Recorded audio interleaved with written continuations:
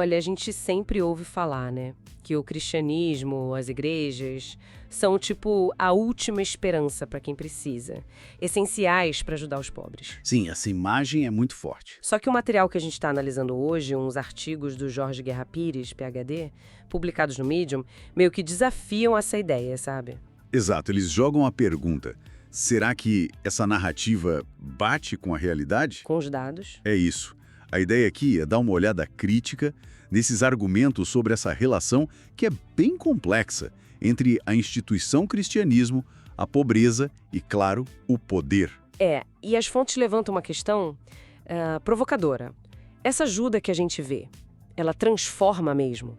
Ou será que de um jeito meio paradoxal, a pobreza que continua aí acaba beneficiando as próprias instituições? Complicado, né? Uma coisa que achei interessante foi a menção ao filme Ágora, lembra? Lembro, sim.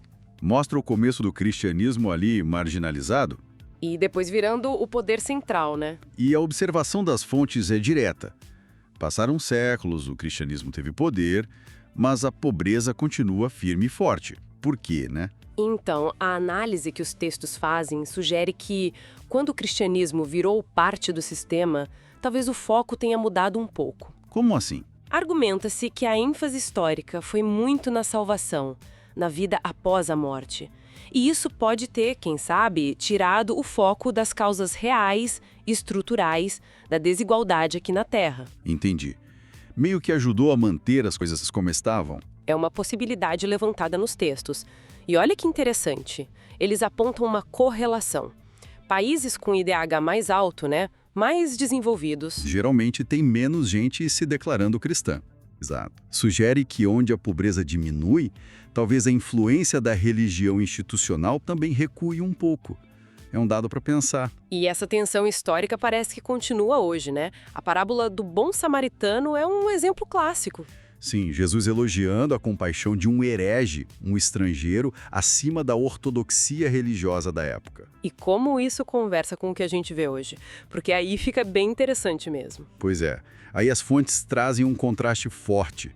Citam dados tipo do PRRI lá nos Estados Unidos, mostrando que alguns grupos cristãos, como evangélicos brancos, estão entre os que mais resistem a acolher imigrantes refugiados. Mas isso vai contra o que está escrito, né? Fui estrangeiro e me acolhestes. Mateus capítulo 25. Exatamente.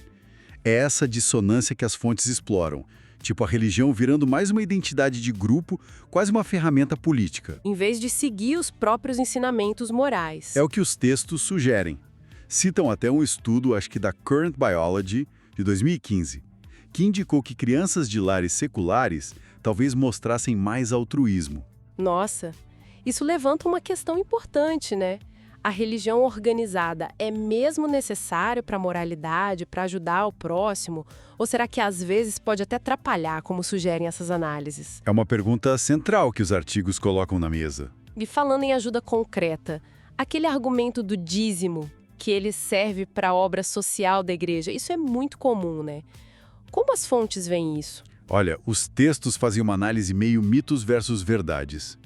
Eles reconhecem que a ajuda existe, claro, Sim, a gente vê ações por aí. só que destacam que muitas vezes é uma coisa pontual, sabe? Seletiva, às vezes até condicionada à participação na igreja, como o autor, o Cesarino, aponta. Quer dizer, não é para todo mundo incondicionalmente. Nem sempre. E raramente ataca as causas da pobreza lá na raiz. Corre o risco de criar dependência, como outro pesquisador, o Freston, já dizia. Faz sentido. E a questão do dinheiro, da transparência? Ah, esse é um ponto crítico levantado. A falta de transparência financeira, as isenções fiscais e uma fiscalização que, segundo as fontes, é meio frágil, facilitam isso. Citam até dados do IRS americano. Entendi. E tem mais alguma coisa? Sim, lembram que as igrejas não são neutras. Podem acabar reforçando certos estigmas, discursos conservadores. O Pew Research Center tem pesquisa sobre isso. Ou seja, resumindo, a ajuda social existe, ok, mas as fontes argumentam que é limitada. Não é aquela coisa ampla e transformadora que às vezes pintam. Exato. E não substitui o papel do Estado e da sociedade civil em criar mudanças estruturais. A questão da transparência e da manutenção do poder interno da instituição é bem central na crítica. Então, o que fica dessa análise toda? Parece que esses textos nos convidam a olhar com mais cuidado para essa narrativa de que cristianismo institucional é sinônimo de ajuda aos pobres. Sim, a olhar para essa relação complexa com o poder, para as incoerências entre o que se prega e o que se faz às vezes. E para a necessidade de avaliar de verdade o quão eficaz e transparente é essa ajuda que é oferecida. E acho que um ponto-chave que as fontes sugerem é diferenciar, né?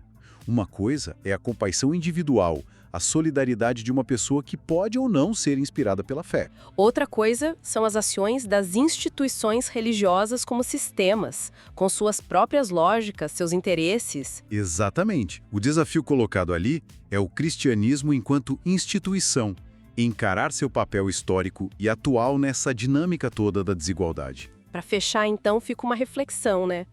O que define de verdade o ajudar o próximo? É a etiqueta religiosa de quem faz ação? Ou é o impacto real, incondicional, transformador dessa ação, não importa se vem de uma instituição religiosa ou secular? Como é que a gente mede isso para valer? Para além do discurso,